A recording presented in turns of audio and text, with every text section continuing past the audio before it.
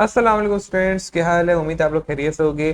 जैसे कि आपको मालूम है कि हम लोग इनहेरिटेंस के बारे में पढ़ रहे थे, काफ़ी चीज़ें पढ़ चुके थे। हमने 3 लेक्चर्स के ऊपर ऑलरेडी कवर अप कर ली और मुख्तलिफ चीज़ों के बारे में हमने पढ़ा कि इनहेरिटेंस का मतलब क्या है, हेरिडिटी क्या है, जीनोम्स क्या होते हैं, जीन क्या है, सेक्स क्रोमोसोम, ऑटोसोमल क्रोमोसोम, बहुत सारी चीज़ें हमने इसके अंदर कवर अप कर ली। आज हम इसका मेन टॉपिक स्टार्ट करने जा रहे हैं, जो कि एक आप ये कह लें कि मोस्ट इम्पॉर्टेंट टॉपिक है इन सब के लिए। और जो है आपके पेपर में भी आता है, इसके बारे में आपको कॉन्सेप्ट्स क्लियर होने चाहिए। ये आपकी बुक के अंदर प्लांट के बारे में दिया हुआ, यानी पिया प्लांट के बारे में जो हम पढ़ रहे हैं, यानी हमने जो लास्ट लेक्चर इसका कवर किया था उसके अंदर हमने क्या पढ़ा था, पिया प्लांट, उसके ट्रेड्स भी पढ़े थे। डोमिनेंट रिसेसिव, अच्छा डोमिनेंट एंड रिसेसिव के बारे में एक और बात बतानी है, मेरे को मालूम नहीं, याद नहीं, मैंने आपको बात बताई थी नहीं बताई थी, अभी मैं बता देता हूँ स्टार्ट करने से पहले।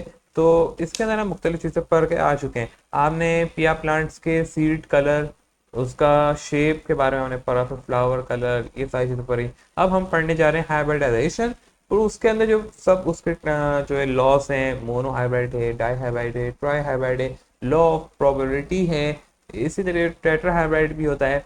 तो हम जो है आपकी बुक के अंदर 2 दिए हुए वैसे तो, लेकिन हम ट्राई हाइब्रिड की तक कोशिश करेंगे करें। अगर मेरे को लगा कि हमारा टाइम है तो हम कर सकते हैं, क्योंकि लेक्चर इस चैप्टर, ये थोड़ा चैप्टर बड़ा है, लेंदी है, इसके अंदर हमें बहुत सारी चीज़ों को कवर अप करना है एक साथ। तो अभी तक हमने मोनो हाइब्रिड भी नहीं पढ़ा है, हमें मोनो हाइब्रिड के बारे में पढ़ना है। लॉ ऑफ प्रोबेबिलिटीज़ के बाद हम पढ़ेंगे। जब हम हाइब्रिडाइजेशन कवर कर लेंगे तो हमें लॉ ऑफ प्रोबेबिलिटी के बारे में पढ़ना है। फिर हमें इनकम्प्लीट डोमिनेंस की तरफ भी जाना है, को डोमिनेंस की तरफ भी जाना है। अभी हम मेंडल तक ही रुके हुए हैं, मेंडल को अभी तक हमने अच्छे से कवर अप नहीं किया है।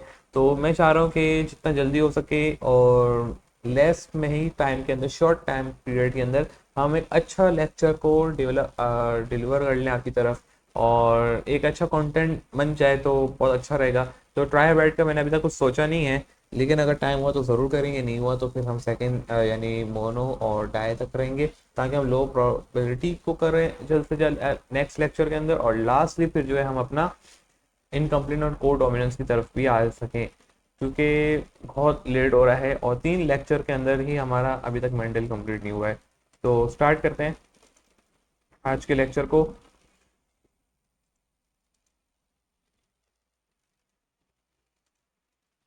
अगर डोमिनेंट का मतलब ये है तो इसका मतलब एक और ये भी है कि आप यहाँ पे, डोमिनेंट का मतलब होता है नॉर्मल एलील, यानी एक जीन है जो कि नॉर्मल है। एलील का मतलब ये होता है कि अल्टरनेटेड फॉर्म। जब दो जीन की बात हो, एक जीन कहा जाता है, एक को एलील कहा जाता है। नॉर्मल एलील है हमारे पास,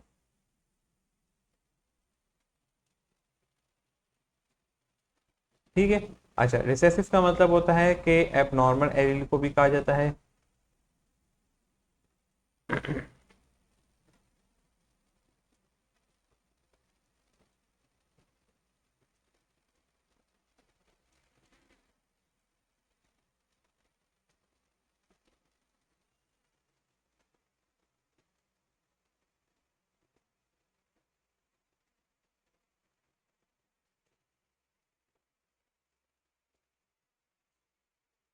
सही, एबनॉर्मल एलील।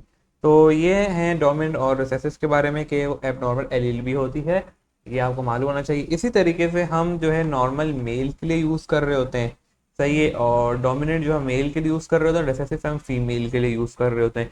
तो जो है, यानी अगर मेल की बात की जाए तो अगर हमने अभी तो हमने वो भी नहीं पढ़ा हार्डविन की थ्योरी, जो कि बताती है कि पॉपुलेशन के अंदर जो एक कोई डिजीज़ है, क्या वो कॉमन हो गई है या कॉमन नहीं हुई है, वो सारी चीज़ें हम पढ़ेंगे तो पता चल जाएगा आपको। तो उसका नाम पी एंड क्यू का इक्वेशन होती है, P plus Q equal to one, या एक और इक्वेशन है P equal to P Q plus Q square equal to one, या मैथमेटिक्स के अंदर भी पढ़ते आ रहे हैं। तो ये भी अभी हमें पढ़ना है साथ में। तो उसके अंदर भी हम यूज़ करेंगे कि डोमिनेंट जो है पी है या क्यू है, यानी मेल फीमेल सेक्स के ऊपर जब हम बात करेंगे, कोई डिजीज़ को क्रॉस करवाएंगे या डिजीज फाउंड करेंगे, तो उसके अंदर भी हम पी एंड क्यू का यूज़ करेंगे। तो एब नॉर्मल के लिए हम क्यू यूज़ करते हैं, सही है, फीमेल के लिए क्यू यूज़ करते हैं, सही है। अगर कोई जीनोम की स्टडी कर रहे हैं तो हम क्यू स्क्वायर का यूज़ करते हैं। तो ये सारी चीज़ें भी पढ़नी। तो डोमिनेंट एलील का जो कॉन्सेप्ट है अभी हमारा यहाँ पे कंप्लीट नहीं हुआ है, इसके अंदर कुछ चीज़ें ऐसी हैं जो कि अभी भी क्वेश्चन मार्क हमारे लिए बाकी हैं, जिन्हें हमें सॉल्व करना है जब हम आगे चलेंगे। लेक्चर को कंटिन्यू रखेंगे। तो अभी तो मैंने बस इतना बता दिया ताकि आपको ये थोड़ी चीज़ें मालूम रहे, तो क्योंकि अगर कहीं पे इसका जिक्र आए तो आपको पता हो। तो सबसे पहला वर्ड आपने सुना कि हाइब्रिडाइजेशन। हाइब्रिडाइजेशन का मतलब क्या है? Very simple. हाइब्रिडाइजेशन के हमारे पास होती है कि एक मिनट में पहले ये साउंड। हाइब्रिडाइजेशन बहुत ही सिंपल वर्ड है। अगर आपने केमिस्ट्री के अंदर sp3 ये सारी चीज़ें पढ़ ली हैं तो उसका मतलब आपको हाइब्रिडाइजेशन का मतलब बहुत अच्छा है, अच्छे से मालूम हो। कॉम्बिनेशन होता है, सही है, दो एलील का।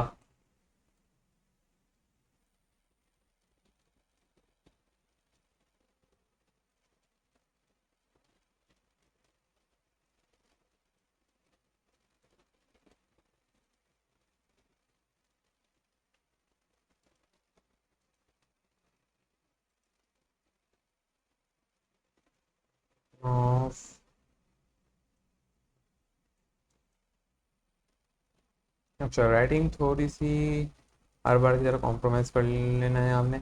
Combination of two allele.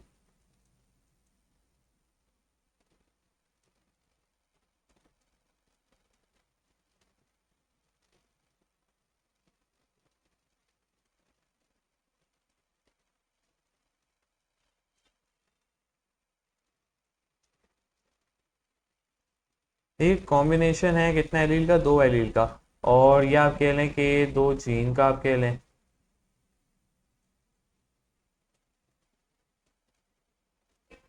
जिसके नतीजे में आप ये कह सकते हैं कि हमारे पास एक, ये कह सकते हैं कि हमारे पास एक न्यू रिकॉम्बिनेट आए। नेसेसरी नहीं है, लेकिन हाइब्रिडाइजेशन का मेन मकसद ही यही है कि कोई न्यू रिकॉम्बिनेशन आए। New recombination.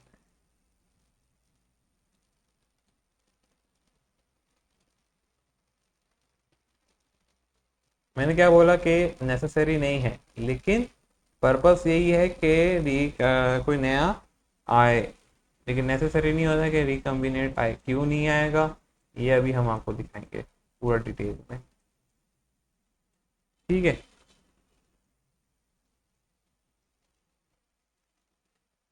वैसे तो आज के लेक्चर में मेरी ये कोशिश होगी कि शायद हम मोनोहाइब्रिड तक ही रहें, और फिर टाइम मिला तो हम इंशाल्लाह फिर उसकी तरफ ही चले जाएंगे। तो न्यू रिकम्बिनेशन है ऑफ किस चीज़ की भाई, ये भी तो बताओ आपके पास। चीन की।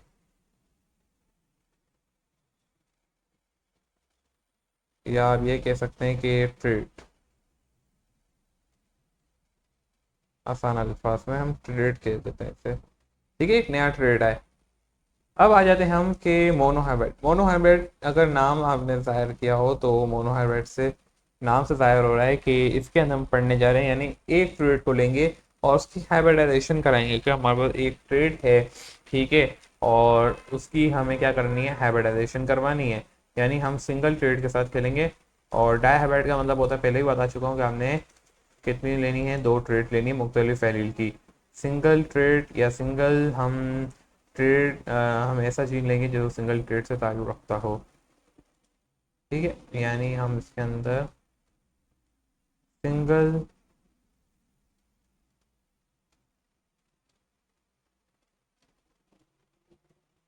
ट्रेड के ऊपर बात करेंगे आज।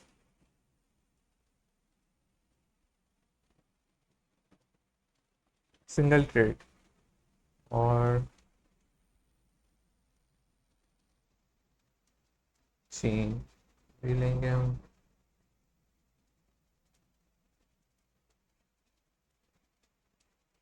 Plus Eli.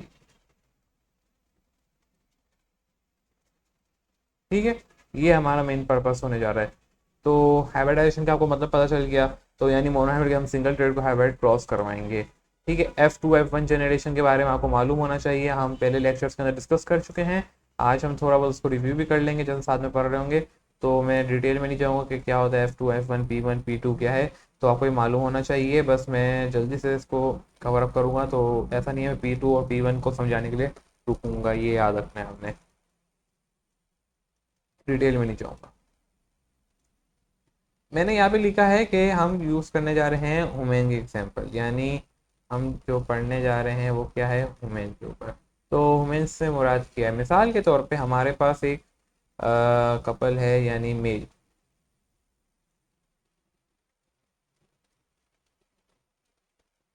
से यहाँ पे है हमारे फीमेल,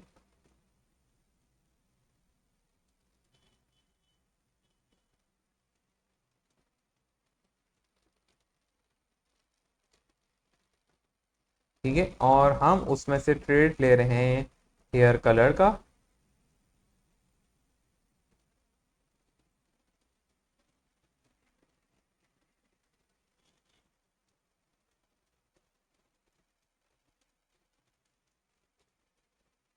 ठीक है, इसमें से भी हम हेयर कलर ले रहे हैं, यानी हेयर की चीन के बारे में हम बात करने जा रहे हैं कि क्या आएगा नेक्स्ट जनरेशन में, ठीक है।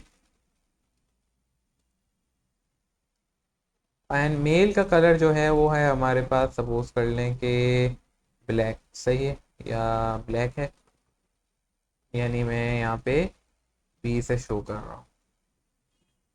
और फीमेल का हमारे पास है ब्राउन, तो मैं इसको जो है यहाँ पे हमारे पास मैं ऑरेंज से शो कर रहा हूँ, स्मॉल बी से। जब ये क्रॉस होगा तो बीच का कलर आएगा, ये याद रखना, जो कि शायद में भी इस तरफ फॉल करे,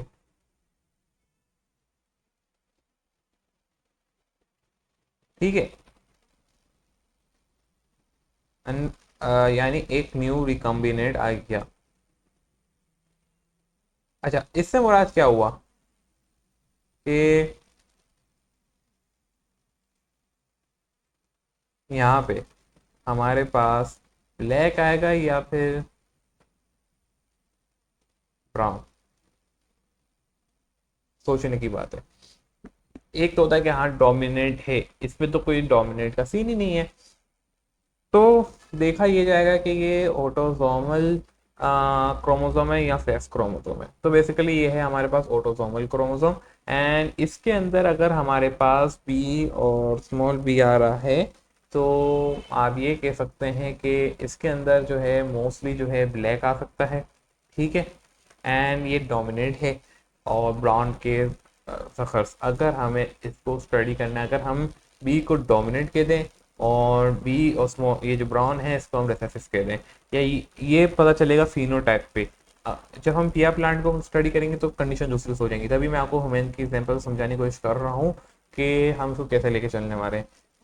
तो ये, और शायद हम इसको यूँ भी कह सकते हैं कि या तो ये फिर रिसेसिव है और ये हमारे पास क्या हो जाएगा, डोमिनेट, यानी फीमेल का जो ब्राउन कलर है वो डोमिनेट कर दें एंड मेल का रिसेसिव कर दें, ये फिनोटाइप पे पता चलेगा।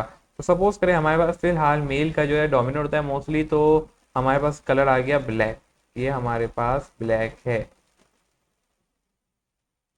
लेकिन जब हम इसको फर्दर क्रॉस करवाते हैं, यानी हम इसकी, ये तो था हमारा P1 जनरेशन, अब ये है हमारे पास F1 इसकी जनरेशन, यानी जो हमारे पेरेंटल से जो पेरेंटल हमारे पास आया, अब ये क्या बन जाएगा, P2 बन जाएगा, फिर इसकी जनरेशन होगी। तो बेसिकली सही है। और यहाँ पे जो हमारे पास एक और करेक्टर होगा, सही है, यहाँ से, तो यहाँ पे हम ले लेंगे मिसाल के तौर पे एक और भी, ठीक है। तो मोनोहाइब्रिड का एग्जाम्पल देने का मकसद ये था कि अच्छा यहाँ पे अब जो ट्रेड्स होंगी, सही है, यहाँ पे भी थी बेसिकली दो ट्रेड, लेकिन हमने क्या किया, हमने जो है सिंगल ट्रेड ली, क्योंकि हम सिंगल ट्रेड से एक्सप्लेन कर रहे थे, और यानी सिंगल जीन ली एलील। वैसे तो आपको मालूम होगा कि दो जीन होना लाजमी है, लेकिन हमने जो है इजी वे में एक्सप्लेन करने के लिए सिंगल जीन ली थी। अब यहाँ पे एक और आ गई फीमेल, अब उनका कलर ब्लैक है, यहाँ पे ब्लैक था, तो नेक्स्ट जनरेशन में क्या कलर आएगा ये हमें प्रिडिक्ट करना है। तो बेसिकली मोनो हाइब्रिड जो हमारे पास मेंडल साहब का जो लॉ था वो ह्यूमन पे फेल हो जाता है, यानी हम इसको इन चीज़ों पे एक्सप्लेन नहीं कर सकते, ये बात याद रखना हमने हमेशा। ये अक्सर मैंने देखा है लोगों के, वो जो है मोनो हाइब्रिड जो है फीमेल यानी इंसानों पे एक्सप्लेन करना शुरू कर देते हैं, भाई वो मोनो हाइब्रिड कभी भी एक्सप्रेस नहीं हो सकता। इसके लिए आपने कोड डोमिनेंस को साथ में स्टडी करना पड़ता है, मल्टीपल एलील को स्टडी करना पड़ता है, उन पे ये जो है जाके क्या होता है, हम उसको वुमेन्स के लिए यूज़ कर रहे थे। मेंडल ने सिर्फ पिया प्लांट के दिया था, Mendel is only enough for the plant, not for other gene, और मुख्तलिफ आप जो है कर रहे हो, नहीं भाई, मेंडल लॉ है। मेंडल ने सिर्फ पिया प्लांट के लिए अपना ये लॉ दिया था और किसी के अंदर ये जो है एक्सेप्टेबल नहीं है। हम उसको कहीं और प्रिडिक्शन नहीं दे सकते। हम अगर आपने ह्यूमन का स्टडी करना है, एनिमल्स का स्टडी करना है, तो आपने मल्टीपल एलील को डोमिनेंस को पढ़ना पड़ेगा। इनकम्प्लीट डोमिनेंस जो है प्लांट्स पे ही चल रहा होता है, तो वो हम जब स्टडी करेंगे तो आपको पता चल जाएगा कि कैसे और कैसे जो है इंसानों पे एक्सेप्टेबल नहीं है इनकम्प्लीट डोमिनेंस। अब आ जाओ पिया प्लांट के ऊपर। पिया प्लांट के अंदर हम बेसिकली हम यहाँ से अभी हम मोनो मैंने बात कर रहा हूँ तो हम सिंगल ट्रेड लेंगे, सही है। और सिंगल ट्रेड के अंदर मैं इस दौरानिया में मैं एक ट्रेड ले रहा हूँ कि हम जो स्टडी करने जा रहे हैं shape of seed.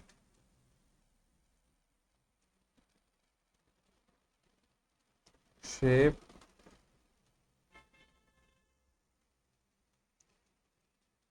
Of seed क्या होगी, सीड की शेप,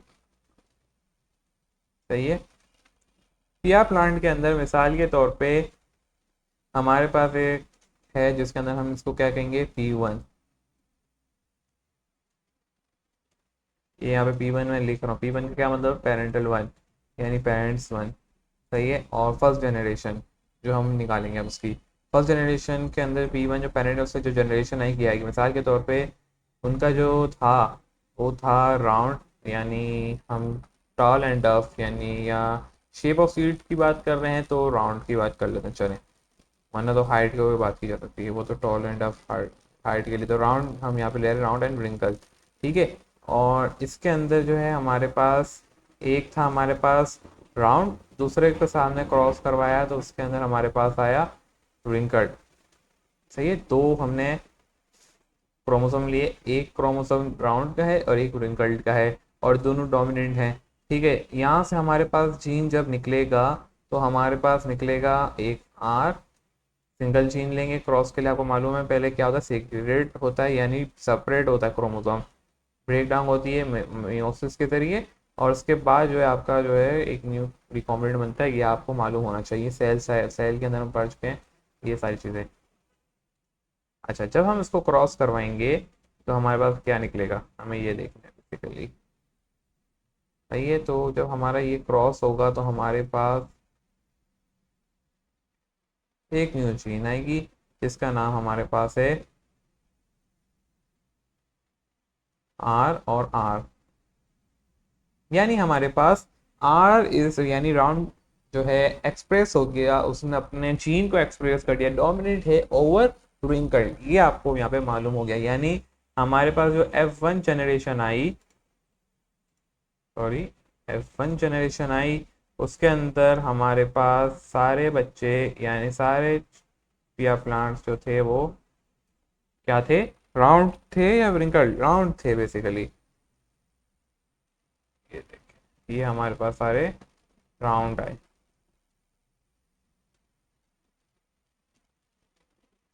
सही है। जब हमने इसकी यानी अब हम करने जा रहे हैं सेल्फ पॉलिनेशन। सेल्फ पॉलिनेशन आपको मालूम है कि सेम चीज यानी सेम सेल्फ पॉलिनेशन क्या होती है, आपको मालूम हो सेल चेन के बारे में, ये भी आपको मालूम होना चाहिए, हम डिस्कस कर चुके हैं यानी पहले भी सेल्फ पॉलिनेशन, ये आपको सारी ये बेसिक्स बात है, ये आपको पता होनी चाहिए। यानी अब हम करने जा रहे हैं P2 यानी R,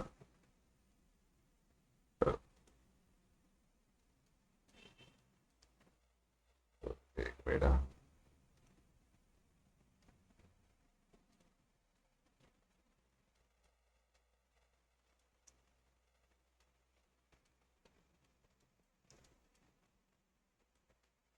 आर से, तो यहाँ पे हमारे पास कौन कौन से जीन आ सकते हैं बेसिकली ये हमने देखना है। तो यहाँ से हमारे पास आ गया एक आर का, और साथ में दूसरा जीन हमारे पास आ गया यहाँ से आर का, यहाँ से भी सेल पॉलिनेशन एक आर का जीन आ गया और एक स्मॉल आर का आ गया, दो जीन सेपरेट हुए, दोनों अलग अलग हुए। अब यहाँ पे हमने एक आर क्यों लिया था सिंगल, क्योंकि यहाँ पे आपको मालूम है कि सेम था तभी हमने एक लिया, यानी दोनों एल सेम थे। यहाँ पे डिफरेंट है, अभी हमने दो सेपरेट जीन्स लिए हर एक के अंदर, दो कॉम्बिनेशन बनाए यानी दो सेपरेट लिए। पॉसिबिलिटी हम कर रहे हैं ना, क्योंकि हम क्या कर रहे हैं, पॉसिबिलिटी चेक कर रहे हैं क्या होगा रिजल्ट, तो हमें तो नहीं मालूम, हम तो खाली प्रोबेबिलिटी या मैथमेटिक्स के जरिए बता रहे हैं कि प्रिडिक्ट कर रहे हैं कि ये आ सकता है रिकॉम्बिनेंट, तो अब हम बनाएंगे checker box. What is a checker box, जिसके अंदर हम प्रेडिक्ट कर सकें कि क्या रिजल्ट्स आएंगे हमारे पास नेक्स्ट जनरेशन के अंदर। यानी हम बनाने जा रहे हैं अब F2 जनरेशन हमारे पास क्या होगी।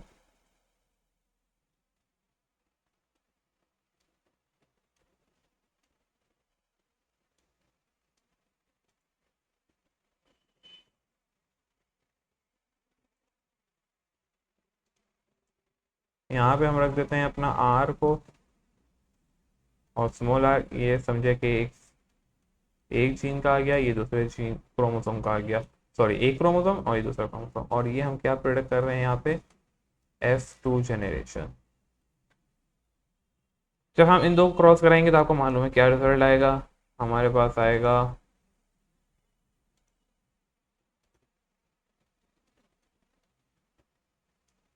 R/R। जब हम इस आर को उसके साथ कराएंगे तो हमारे पास भी राउंड आएगा, लेकिन एक हेट्रोजाइगस आ रहा है। ये आपको मालूम है क्या होमोजाइगस, होमोजाइगस होमोलोगस या होमोजाइगस का मतलब होता है सेम है दोनों जीन। इसमें क्या है, दोनों अलग अलग जीन है, एक डोमिनेंट है एक रिसेसिव है, एक राउंड है ब्रिंगाइट की, लेकिन डोमिनेंट कौन सा इसमें राउंड वाला है। इसके अंदर भी हमारे पास एक जो है हमारे पास हेट्रोजाइगस, और फिर उसके बाद हमारे पास एक आ गया रिसेसिव। यानी वो जीन हम ये कह सकते हैं कि ये आर के बारे में ये वो जीन है जो कि F2 जनरेशन के अंदर एक्सप्रेस हो गई। ये बात आपने लिखनी है, मेरे जो मैं बोल रहा हूँ वर्बली इसको आपने लिखना है कि एक ऐसे जीन जो कि F1 जनरेशन के अंदर के P1 से जो F1 जनरेशन आई थी उसके अंदर क्या हो गई थी, अनएक्सप्रेस हो गई थी, छुप गई थी, हाइब्रिड हो गई थी, लेकिन हेट्रोजाइगस था वहां पे मौजूद, जिसकी वजह से चांसेस हमें यही दिख रहे थे कि हमें ये चेक करना था कि जो अनएक्सप्रेस हो गई है जीन या वो अपने आप को एक्सप्रेस नहीं कर सकते क्या वो F2 जनरेशन कराएंगे। तो जी बिल्कुल, जब हमने सेल्फ पॉलिनेशन कराई हेट्रोजाइगस को हेट्रोजाइगस के साथ कराया तो वो जीन जो कि F1 जनरेशन में एक्सप्रेस नहीं हो सकी थी उसको चांस मिल गया वापसी F2 जनरेशन के अंदर आपको अपने आप को एक्सप्रेस करने का।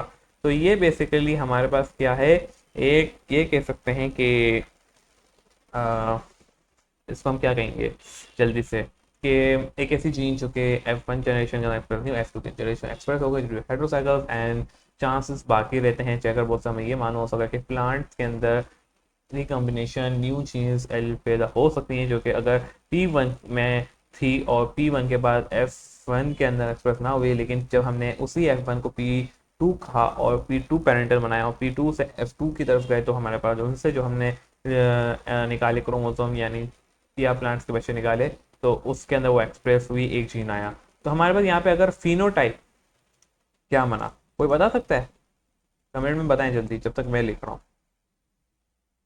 ये फिनोटाइप, ये फिनोटाइप और फिर इसका फिनोटाइप, सही, ये जीनोटाइप के लिए है ये फिनोटाइप के लिए। अगर हम जीनोटाइप देखें तो हमारे पास कितना रेशो आएगा, एक ये जीन अलग आई है, ये आई है और एक आई है, यानी हमारे पास यहाँ पे रेशियो आएगा 1। कलर चेंज कर देते हैं सबसे पहले, यानी हमारे पास यहाँ पे आएगी 1 जीनोटाइप यानी एक ये वाला होमोलोगस,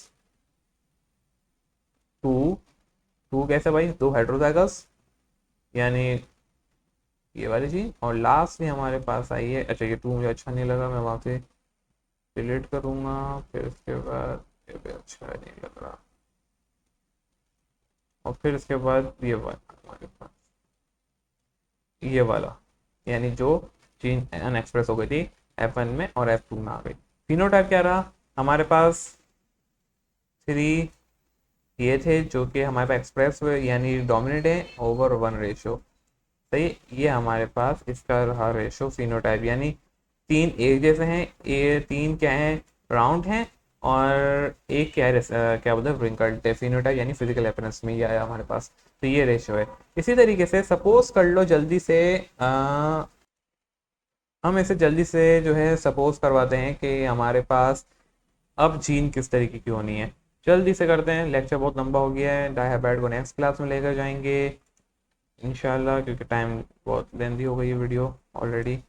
इसको मैं थोड़ा सा नीचे कर रहा हूँ, ओके। और यहाँ पे हमारे पास एक न्यू जीन है, हमने पहले क्या ली होमोलोगस ली थी, अब हम थोड़ा सा चेंज करते हैं। अगर हमने यहाँ पे होमोलोगस ली थी तो अब मैं ले रहा हूँ कि यहाँ पे हमारे एक हेट्रोजाइगस है,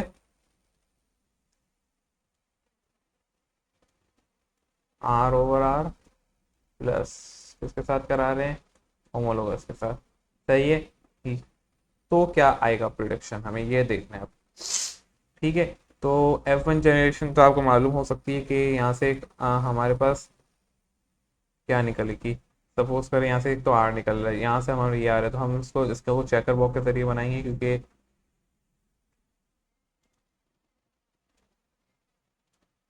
हमारे पास क्या है कि आपको समझ में आ गई बात है यहाँ पे। ओके। एक तो हमारे पास मेल का है, यानी एक मेल के लें या फिर आप के लें वो प्लांट जो कि ये वाला है, एक इसका कौन होता है। यहाँ से हमारे पास आ गया आर। ठीक है। और ये दूसरा भी आर आ गया। ठीक है। तो हमारे पास क्या बनेगा, एक कॉम्पोनेंट एक का बन गया हमारे पास आर आर। ठीक है। या यहाँ से हम एक छीन लेते हैं, एक, सॉरी, एक छीन लिए क्योंकि आर आर आएगा। इससे मुराद ये हुआ कि हमारे पास 50% है कि अगर हम एक हेटेरोजाइगस लें और एक होमोलोगस लें तो हमारा 50% चांस है कि हमारे पास क्या है कि राउंड होगा,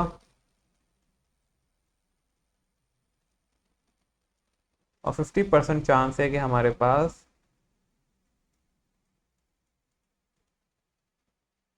जो है व्रिंकल्ड होगा।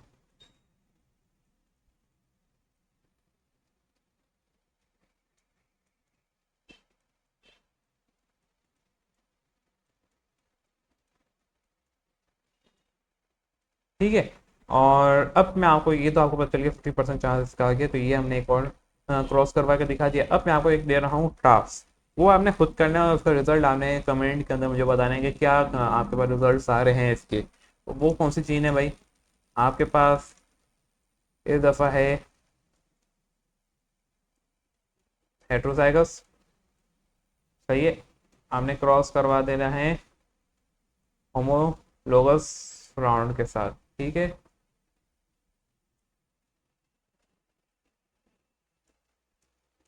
और आपने बताना है कि क्या रिजल्ट निकलने वाला है इस कॉम्बिनेशन से, तो आपने कमेंट में ज़रूर बताना है। जब तक के लिए मैं एक नया लेक्चर अपलोड करूंगा वो होगा डायबेट तक, आपने इसको ज़रूर अच्छे से वॉच करना है। और फिर हम मिलेंगे नेक्स्ट लेक्चर के अंदर, लेकिन नेक्स्ट लेक्चर को सुनने से पहले आपने इस टास्क को ज़रूर कंप्लीट करना है। तो मिलते हैं नेक्स्ट लेक्चर, टिल देन अल्लाह हाफिज़।